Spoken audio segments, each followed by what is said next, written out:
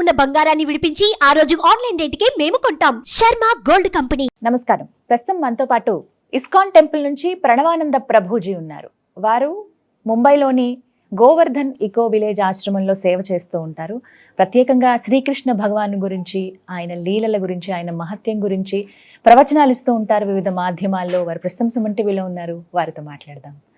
ప్రభుజీ నమస్కారం అండి. నమస్కారం. ఎలా ఉన్నారు? బాగున్నానండి. ప్రభుజీ, శ్రీకృష్ణుడి గురించి ఇంకా తెలియని రహస్యాలు, విషయాలు చాలా ఉన్నాయి అని చెప్తూ ఉంటారు. కొన్ని ఇప్పటికీ సందిగ్ధంలో ఉండిపోయినవి కూడా ఉన్నాయి. అందులో భాగంగా ఒకసారి జగన్నాథుడి గురించి మాట్లాడుకుందాం. పూరి జగన్నాథుడు రథయాత్ర ఎంత వైభవంగా జరుగుతుందో ఆ కార్యక్రమాలన్నీ కూడాను. అయితే ప్రత్యేకంగా చెప్తూ ఉంటారు, శ్రీకృష్ణ భగవానుడి గుండె ఇప్పటికీ పూరి జగన్నాథ్లో ఉండిపోయింది, ఉంటుంది అని అంటూ ఉంటారు. ఇది ఎంతవరకు నిజమండి? అయితే పూరి క్షేత్రం గురించి మనం కొద్దిగా తెలుసుకుందాం. అసలు ఎలా ఆ జగన్నాథ, బలదేవ, సుభద్ర యొక్క విగ్రహాలు అక్కడ ప్రతిష్టాపనయ్యాయి. మనకి ఇంద్రద్యుమ్న అనే ఒక మహారాజు గారు ఉండేవారు అనమాట. ఆయనకి ఒక కోరిక ఉండేది, స్వామిని నేను చూడాలి, ఆ భగవంతుని దర్శనం చేసుకోవాలి. అయితే ఆ రాజ్యంలో ఉండే ప్రజలందరికీ కూడా ఒక చాటింపు వేయించారు, ఎవరైనా ప్రత్యక్షంగా భగవంతుని చూసిన వాళ్ళు ఉంటే మాకు చెప్పండి, వాళ్ళని మేము చక్కగా సత్కరించి ఆ ప్రదేశంలో మేము కూడా భగవంతుని దర్శనం చేసుకుంటాము అని అన్నారనమాట. అయితే అప్పుడే ఆ రాజ్యానికి ఉత్కల ప్రదేశం, ఉత్కల అంటే ఇప్పుడుండే ఒరిస్సా, అక్కడ నుంచి ఒక సాధువు వచ్చి, అయ్యా నేను ఉత్కల ప్రదేశంలో నీలాచలం అనే దగ్గర భగవంతుని దర్శనం చేసుకున్నాను అని చెప్తారనమాట. అయితే సరే అని ఈయన తన యొక్క మంత్రుల్ని ఇచ్చి పంపిస్తారు, ఆ ఉత్కల ప్రదేశంలో ఎక్కడున్నారో ఈ స్వామిని ఎతికి చూపించండి అనేసరికి అక్కడ ఒక అద్భుతమైన మంత్రి అనమాట. ఆయన బయలుదేరుతారు చక్కగా ఆ ప్రదేశాన్ని వెతకడానికి. వెళ్ళి ఈ ఉత్కల ప్రదేశం ఎక్కడ, ఈ శబర జాతికి సంబంధించిన వాళ్ళు ఆ స్వామిని ఆరాధన చేస్తూ ఉన్నారనమాట. విద్యాపతి అనే ఈయన బయలుదేరారు ఎతకడానికి. అలా అడ్రస్ కనుక్కుంటూ ఈ శబర జాతికి వచ్చేసారు. ఒక ట్రైబల్ పీపుల్ అనమాట వాళ్ళు. అక్కడికి వచ్చేసరికి ఈయన తెలిసింది, ఇక్కడ వీళ్ళు ఆరాధన చేస్తున్నారు, కానీ వాళ్ళు ఎవ్వరికి కూడా చూపించే వాళ్ళు కాదనమాట. అయితే ఏం చేశారు ఆయన, ఈ శబర జాతికి సంబంధించిన ఎవరైతే రాజు ఉన్నారో వాళ్ళ యొక్క కుమార్తెని వివాహం చేసుకుంటారు. ఆవిడ పేరు లలిత. అయితే ఈ విశ్వవసు యొక్క కుమార్తె అయిన లలితని వివాహం చేసుకొని, ఇప్పుడు అల్లుడు గారు అడిగితే చెప్పించాలి కదండి. కొన్ని రోజులు అయిపోయాక నాకు కోరిక ఉంది అని అడుగుతారనమాట.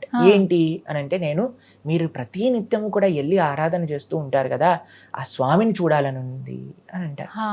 అయితే సరే అని తప్పకుండా తీసుకెళ్తాను, కానీ ఎక్కడికి వెళ్తున్నానో ఆ ప్రదేశాన్ని మాత్రం మీకు చూపించాను అని ఏం చేస్తారంటే, కళ్ళకి గంతులు కట్టేస్తారు. విద్యాపతికి గంతులు కట్టేసి తీసుకెళ్ళిపోతారు. అయితే ఈయన ఏం చేస్తాడంటే, చాలా తెలివిగా ఒక ఆవాలు ఒక చిన్న సంచిలో కట్టుకొని దానికి చిన్న హోల్ పెడతారనమాట. పెట్టేసరికి ఆ ఆవాలు ఇలా సంచిలో ఇలా నడుముకి పెట్టుకుంటారు. ఒక్కొక్క ఆవాలు ఇలా పడిపోతూ ఉన్నాయన్నమాట. వాళ్ళ వే అంతా కూడా, మార్గం అంతా వెళ్ళేసరికి అక్కడికి వెళ్తారు, చక్కగా దర్శనం చేసుకుంటారు. అద్భుతమైన దర్శనం కలుగుతుంది. నీల మాధవ రూపంలో భగవంతుడు అక్కడ ఉన్నారు. ఈ శబర జాతికి సంబంధించిన వాళ్ళందరూ కూడా స్వామిని ఆరాధన చేస్తూ ఉన్నారు. అక్కడ చూస్తారు, ఆయన ఒక పక్షి ఇలా అని వచ్చి అక్కడ ఉండే కుండం లోపలికి వెళ్ళి ఇలా మునిగింది. వెంటనే వైకుంఠ స్వరూపంలో చతుర్భుజ రూపాలు తీసుకొని వైకుంఠానికి వెళ్ళిపోతుంది అనమాట ఆ యొక్క పక్షి. అంత అద్భుతమైన ప్రదేశం. అక్కడ చూసేసరికి చాలా ఆనందిస్తారు. మా రాజుగారికి చెప్పాలి అని వెంటనే బయలుదేరి ఇంద్రద్యుమ్న మహారాజు గారికి చెప్తారు. చెప్తే మరి దారి ఎలా తెలియదు కదా అనేసరికి అప్పటికి ఈ ఆవాల నుంచి అన్ని చెట్లు వచ్చేస్తాయి, చిన్న మొలకలు వచ్చేసాయి అనమాట. అయితే ఇంద్రద్యుమ్న మహారాజు గారిని పట్టుకొని ఈ విద్యాపతి అక్కడి నుంచి తీసుకొని వెళ్ళేసరికి అక్కడ ఆ దర్శనం అనేది కలగదు. ఆ స్వామి అక్కడి నుంచి అంతర్ధానం అయిపోతారనమాట. ఇక్కడ విశ్వవసు బాధపడతారు, ఇంద్రద్యుమ్న మహారాజు కూడా చాలా బాధపడతారు. ఏం జరిగింది, ఎందుకు ఇలా స్వామి దర్శనం అంతర్ధానం అయిపోయింది అనగానే స్వామి ఇలా కళ్ళలో కనిపించి, అయ్యా నేను ఇంకొక అద్భుతమైన రూపంలో ఈ ప్రజలందరికీ కూడా దర్శనం ఇవ్వాలి అని అనుకుంటున్నా, కాబట్టి మీరు ఆయన ఒక యజ్ఞాన్ని చేస్తారనమాట. అందులో కనిపించి స్వామి చెప్తారు, ఒక పెద్ద చెక్క ముక్క ఇలా నీళ్ళల్లో ఆ సముద్రంలో వస్తుంది మీ దగ్గరికి, దానితో మీరు విగ్రహాలు చేయించండి అని చెప్తారనమాట. సరే అని ఇంద్రద్యుమ్న మహారాజు గారు దీన్ని తీసుకొచ్చి, కొన్ని రోజులకి భగవంతుడు చెప్పిన విధంగానే వచ్చేసింది. దాన్ని తీసుకొని చూసేసరికి ఎవరు చెక్కుతారు ఇక్కడ నుంచి విగ్రహాలు అనే లోపల విశ్వకర్మ ఒక చాలా వృద్ధ బ్రాహ్మణుడి యొక్క రూపంలో వస్తాడనమాట. వచ్చి, అయ్యా నేను చక్కగా చెక్కి పెడతాను, కానీ నేను బయటికి వచ్చేంత వరకు మీరు రాకూడదు అని చెప్తారు. ఈ కండిషన్తో లోపలికి వెళ్ళిపోతారు. గుండీచ అనంటే ఈ యొక్క ఇంద్రదుమ్న మహారాజు గారి యొక్క భార్య. ఆవిడికి కొన్ని రోజులు అయ్యాక డౌట్ వచ్చింది, ఏంటి ఈ ముసలాయన లోపలికి వెళ్ళాడు, అసలు చెక్కుతున్నప్పుడు టక్ టక్ సౌండ్ అయినా రావాలి కదండి, ఏమీ వినిపించట్లేదు అని వెళ్ళి ఆ డోర్ దగ్గరికి వెళ్ళి చూసేసరికి అసలు ప్రశాంతంగా అసలు ఇంత వాయిస్ కూడా లేదనమాట. అయితే ఆవిడ అనుకుంది ఈయన చనిపోయాడేమో, ఏమైందో తెలియదు, కాబట్టి మనం విగ్రహాలని చూడాలి అని అంటే ఎలాగైనా సరే దీన్ని ఓపెన్ చేయాలి అని డోర్ ఓపెన్ చేయించేసాను. అయ్యో, ఓపెన్ చేయించేసరికి అక్కడ జగన్నాథుడు, బలభద్ర, సుభద్ర ఇన్కంప్లీట్ విగ్రహాలుగా మనకు కనిపిస్తున్నాయి, కానీ అలానే ఉండిపోయాయి అన్నమాట. అయితే ఇంద్రదుమ్న మహారాజు గారికి చాలా బాధేస్తుంది, అదేంటబ్బా ఇలా ఉండిపోయారు జగన్నాథుడు అనేసరికి జగన్నాథుడు సాక్షాత్తుగా కృష్ణుడు తన కలలో కనిపించి, ఈ విధంగానే నేను ఇక్కడ పూరి క్షేత్రంలో చక్కగా ఆరాధన చేసుకోవాలనుకుంటున్నాను. మీరు అడిగారు కదా కృష్ణుడు గుండె ఉందా అని, కృష్ణుడు గుండె కాదండి, సాక్షాత్తుగా కృష్ణుడే జగన్నాథుడిలా ఉన్నాడు అక్కడ. భగవంతుడికి భగవంతుడి యొక్క విగ్రహానికి తేడా లేదు. చాలా మంది ప్రశ్నిస్తూ ఉంటారు, సనాతన ధర్మంలో విగ్రహారాధన లేదు. మీరు చూడండి, భగవంతుడే వచ్చి నా విగ్రహాల్ని చేయించింది అని చెప్తున్నారు. కాబట్టి మనం స్వామి యొక్క శ్రీ విగ్రహాన్ని ఆరాధన చేస్తుంటే అది సాక్షాత్తుగా భగవంతుణ్ణి ఆరాధన చేసినట్టే. మన సనాతన వైదిక సంస్కృతిలో ఎన్నో ప్రమాణాలు ఉన్నాయి మనకి విగ్రహారాధన అన్నిటికంటే శ్రేష్టమైన మార్గము అని చెప్పడానికి. కాబట్టి ఎవరైతే మీ దాంట్లో విగ్రహారాధన లేదు, విగ్రహారాధన అవసరం లేదు అనే వాళ్ళందరికీ కూడా జగన్నాథుడి యొక్క లీలే ప్రత్యక్ష ప్రమాణం. స్వామి సాక్షాత్తుగా తన విగ్రహాన్ని చేయించుకున్నారు. చేయించుకున్నాకండి ఒక అద్భుతమైన ఆలయాన్ని ఇంద్రదుమ్న మహారాజు గారు నెలకొల్పుతారు. చాలా పెద్ద కథ అండి, అది మీకు కొద్దిగా చిన్నగా చెప్తాను. అయితే ఈ ఆలయం వచ్చాక ఈ ప్రతిష్ఠ ఎప్పుడైతే చేస్తారో భగవంతుడు ఇంద్రదుమ్న మహారాజు గారిని అడుగుతారు, ఇంత నా కోసం సేవ చేసావు, ఇంత తపనగా నా ఆలయాన్ని కట్టించావు, ఇంత ప్రేమతో నన్ను ఆరాధన చేస్తున్నావు, నీకు ఏదన్నా కోరిక ఇవ్వాలనుంది, మీరు ఏదన్నా వరం కావాలి అని అంటే కోరుకోండి అని అంటారనమాట. అప్పుడు ఇంద్రదుమ్న మహారాజు గారు 3 కోరికలు కోరుకుంటారు. మీరు ఎప్పుడైనా విన్నారా ఏ కోరికలు అవి అని? ఒకటి ఏంటి అని అంటే, అయ్యా నీ చేతులు ఎప్పుడు కూడా తడిగా ఉండాలి. అంటే ఏంటో తెలుసా, ఎప్పుడు కూడా తింటూ ఉండాలన్నమాట, భోజనం చేస్తూ ఉండాలి, స్వామి ప్రసాదాన్ని నైవేద్యాన్ని స్వీకరిస్తూ ఉండాలి. స్వీకరించి చేతులు కడుగుతారు కదండి, చేతులు కడుక్కోగానే ఇంకో నైవేద్యం రావాల్సిందే అక్కడికి ఇంకొకటి. కాబట్టి పూరి జగన్నాథ క్షేత్రంలో ఉండే ఒక విలక్షణమైన సాంప్రదాయం ఏంటి అని అంటే, ప్రతి నిత్యము కూడా భగవంతుడికి నైవేద్యం సమర్పణ చేస్తూ ఉంటారన్నమాట. పూరికి ఎంత మంది వెళ్తే అంత మందికి భగవంతుడి యొక్క మహాప్రసాదం అనేది లభిస్తూ ఉంటుంది. కొత్త మట్టి కుండలలో స్వామికి చేస్తూ ఉంటారనమాట నైవేద్యం. ఎంతో వేల మంది సేవకులు కేవలం భగవంతుడి యొక్క నైవేద్యాన్ని ఉండడానికి అక్కడ సేవ చేస్తూ ఉంటారు. ఎంతో బాగుంటుందండి. పూరికి వెళ్ళి మీరు చూసారనుకోండి, అసలు ఆ వంటశాల, ఆ వంట గది లోపలికి వెళ్ళనివ్వరు, బయట నుంచి చూస్తే కట్టెల పొయ్యి మీద కొత్త కొత్త కుండలతో వాళ్ళందరూ కూడా తయారు చేస్తారు. అక్కడ ఒక పెద్ద బావి ఉంటుంది, ఆ బావిలో నుంచి నీళ్లు తీసుకొచ్చి వంటింట్లో అందించటము కొన్ని తరతరాలుగా చేస్తున్నారనమాట వాళ్ళ యొక్క వంశీకుల సేవ. కొన్ని వేల మంది పూరి ఆలయంలో సేవ చేస్తూ ఉంటారు. ప్రతి నిత్యము కూడా భగవంతుడికి ఈ విధంగా నైవేద్యాలు అనేవి సమర్పణ అవుతుంది. అవందరినీ కూడా భక్తులకి పంచిపెడుతూ ఉంటారనమాట. ఇది మొట్టమొదటి కోరిక. రెండో కోరిక ఏంటి అని అంటే, అయ్యా నీ దర్శనం ఎప్పుడు కూడా భక్తులకి అవుతూ ఉండాలి. కాబట్టి పూరి క్షేత్రంలో జగన్నాథుడు చాలా కొద్దిసేపు మాత్రమే నిద్రపోతారు. మామూలు సమయంలో ఎప్పుడు కూడా దర్శనం. మీకు విషయం తెలుసా, అక్కడ విచిత్రం ఏంటి అని అంటే, స్వామికి అలంకరణ చేసేటప్పుడు కూడా భక్తులు దర్శనం చేస్తూ ఉంటారనమాట. స్వామికి అలంకరణ తీసేసి నెక్స్ట్ అలంకరణ వేస్తూ ఉంటారు, అయినా సరే భక్తులు దర్శనం చేసుకుంటూ ఉంటారు. జనరల్ గా ఆలయంలో మనం చూసాం అనుకోండి, అలంకరణ అయిపోయాక కర్టెన్లు తీసి దర్శనం ఉంటుంది, కానీ పూరిలో ప్రతి నిత్యము దర్శనమే అనమాట. మూడో కోరిక ఏంటో తెలుసా అండి, నాకెప్పుడు కూడా పిల్లలు పుట్టకూడదు. అయితే ఎందుకు ఇంద్రదుమ్న మహారాజు గారు ఇలా అన్నారు అని అంటే, ఇప్పుడు నాకు పిల్లవాడు పుట్టాడు అనుకోండి, వాడు అంటాడు ఇది మా నాన్న కట్టించిన గుడి, వాళ్ళ పిల్లవాడు అంటాడు మా తాత కట్టించిన గుడి, దీనికి నేను అర్హుణ్ణి, నాకు స్పెషల్ దర్శనాలు కావాలి, నేను చెప్పింది జరగాలి.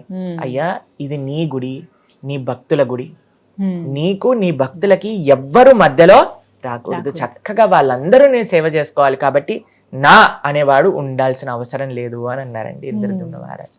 ఇప్పుడు చూడండి, అంత భగవంతుడు వచ్చి మీ కోరికలు నెరవేరుస్తా అని అన్నప్పుడు ఇంద్రదుమ్న మహారాజు తన కోసం తానేమన్నా అడిగాడా అండి? అయ్యా నువ్వు బాగుండాలి, నువ్వు బాగా తినాలి, నువ్వు నీ భక్తులకి మంచిగా కృప చూపించాలి, నా అనేది ఉండకూడదు, నువ్వు నీ భక్తులు ఇద్దరు కూడా చక్కగా మీ పైన ప్రేమ వాళ్ళు చూపిస్తారు, వాళ్ళ పైన ప్రేమ నువ్వు చూపించు. ఇది నిజమైన చక్కగా భక్తి కోరుకున్నారు. అని అంటే జగన్నాథపురిలో ఉంది సాక్షాత్తుగా కృష్ణుడు, సాక్షాత్తుగా బలరాముడు, సాక్షాత్తుగా సుభద్ర. నీలాచల నివాసాయ నిత్యాయ పరమాత్మనే బలభద్ర సుభద్రాభ్యాం శ్రీ జగన్నాథాయ తే నమః. ఆ నీలాచలంలో ఉంది సాక్షాత్తుగా కృష్ణుడే. అయితే అక్కడ ఉండే సాంప్రదాయం, ఆ లోకల్ సాంప్రదాయం ప్రకారంగా నాభి బ్రహ్మ అని అంటారు. అది ఏంటో తత్వం ఇంకా అంత ఎవ్వరికి కూడా తెలియదు, అదొక రహస్యం. నాభి బ్రహ్మ అది జగన్నాథుడి లోపల నుంచి ఇంకొక విగ్రహం లోపలికి ట్రాన్స్ఫర్ చేస్తారు అనేది మనం చూస్తూ ఉంటాం. కానీ అది ఏంటి అనే విషయాలు మనకి అంత క్లారిటీగా తెలియదు అనమాట. ఇంకో విషయం ఏంటి అని అంటే స్వామి యొక్క ఈ విచిత్రమైన లీలలు, ఈ విలక్షణమైన లీలలు ఎన్నో ఎన్నో ప్రదేశాల్లో ఉంటూ ఉంటాయి. కానీ జగన్నాథపురిలో ఉండే కృష్ణుడు, మనం ఆ నాభి బ్రహ్మ చేత కృష్ణుని జగన్నాథుని ఆరాధన చేయట్లేదు, జగన్నాథుడు కృష్ణుడు కాబట్టి ఆరాధన చేస్తున్నాం. ఆయన యొక్క మహిమలు, ఆయన యొక్క లీలలలో ఎన్నో రకాల రహస్యాలు, ఎన్నో లీలలు జగన్నాథపురిలో మనం వీక్షిస్తాం అన్నమాట. ఆ విగ్రహాలు కూడా ఎన్నో సంవత్సరాలకు ఒకసారి ఇలా మారుస్తారు కదండి. అవునండి. వాటి గురించి కూడా చాలా ఆసక్తిగా ఉంటాయి విన్నా కూడా. నిజమే, లీలలు చాలా భగవంతుడు ఉంటాయి. అక్కడ చెప్తారు ఏంటి అని అంటే భగవంతుడికి నిజంగా మారాల్సిన అవసరం లేదు. ఒకసారి భగవంతుడి యొక్క విగ్రహాన్ని మనం ఆరాధన చేస్తున్నాం మనస్సుతో ఆవాహన చేసి అని అంటే అక్కడ సాక్షాత్తుగా భగవంతుడు వచ్చి ఉన్నారు. ప్రాణ ప్రతిష్ఠ అని అంటారు, మీరు వినే ఉంటారు కదా. భగవంతుణ్ణి ఆ విగ్రహం లోపలికి ఆవాహన చేస్తాం అన్నమాట. చాలా మంది అంటారు మీరు రాయిని పూజ చేస్తున్నారు. నేను రాయిని పూజ చేయట్లేదండి, రాయి లోపలిని భగవంతుని ఆహ్వాన చేసి, ఇప్పుడు చూడండి ప్రేమ మీరు ఎవరి దగ్గరైనా ఉంది అని అనుకోండి, అయ్యా మీరు తప్పకుండా రావాలి మా దగ్గరికి అని అంటే మీరు వెళ్తారా లేదా? వెళ్తారా అండి? ఆహ్వానిస్తే ఖచ్చితంగా తప్పకుండా వెళ్తారు కదా. ప్రేమతో ఆహ్వానం చేస్తే తప్పకుండా వెళ్తారు కదా. మరి భగవంతుడు ప్రేమైక మూర్తి అన్నప్పుడు అంతటా ఉండే స్వామి ఆ రాయిలో ఎందుకు ఉండరండి? అయ్యా స్వామి నిన్ను ఈ విధంగా నేను ఆరాధన చెయ్యాలి అని అనుకుంటున్నప్పుడు మనం ప్రేమతో ఆహ్వానం చేస్తే ఎందుకు స్వామి రాడండి కదా. కాబట్టి మనం ఆరాధన, ఆ శ్రీ విగ్రహాన్ని యొక్క ఆరాధన అనేది తప్పనిసరిగా చేయాలి. అందులో భగవంతుడు సాక్షాత్తుగా ఉన్నాడు. కాబట్టి ఆ స్వామిని అక్కడ చూస్తే నవకలేవరం అనే ఒక ఉత్సవం చేత ఎప్పుడైతే అధిక ఆషాఢ మాసం వస్తుందో అప్పుడు మారుస్తారనమాట విగ్రహాల్ని. ఒక కొత్త విగ్రహాలని చేయించి అందులో నుంచి ఈ నాభి బ్రహ్మని ఇందులోపల పెట్టి మిగతా ప్రతిష్టా కార్యక్రమాలన్నీ కూడా చేసేసి ఈ పురాణ విగ్రహాలన్నింటినీ కూడా తీసుకెళ్లి అక్కడ ఒక ఆలయంలోనే ఒక దగ్గర ఉంటుంది, ఒక ప్రదేశం ఉంటుంది అనమాట. అందులోపల వాళ్ళు పూజ చేస్తారనమాట. ఇది అక్కడ పూరిలో ఒక లోకల్ సాంప్రదాయంగా నడుస్తూ ఉంటుంది. అయితే ఒకళ్ళ దగ్గర నుంచి నేను విన్నాను, ఒక భక్తుల దగ్గర నుంచి. ఆయన అంటారు, భగవంతుడు అంటున్నారు ఈ ప్రపంచంలో ఉండే వాళ్ళతో, అయ్యా సాక్షాత్తుగా భగవంతుడి యొక్క విగ్రహాన్ని అయినా నేనైనా సరే ఒక రోజు ఎక్స్పైరీ, ఒక రోజు అయిపోతాను, ఆ కొత్త విగ్రహం రావాల్సి వస్తుంది. కానీ ఈ ప్రపంచంలో ఉండే మనుషులు అనుకుంటారట నేను ఎప్పటికీ జీవిస్తాను, నాకు అప్పుడు ఎప్పుడు ఎండ్ రాదు అని అనుకోని వాళ్ళ జీవితంలో వాళ్ళ యొక్క ఆశల్ని, వాళ్ళ యొక్క కోరికల్ని వాళ్ళు నెరవేర్తిస్తూ వెళ్తూ ఉంటారు.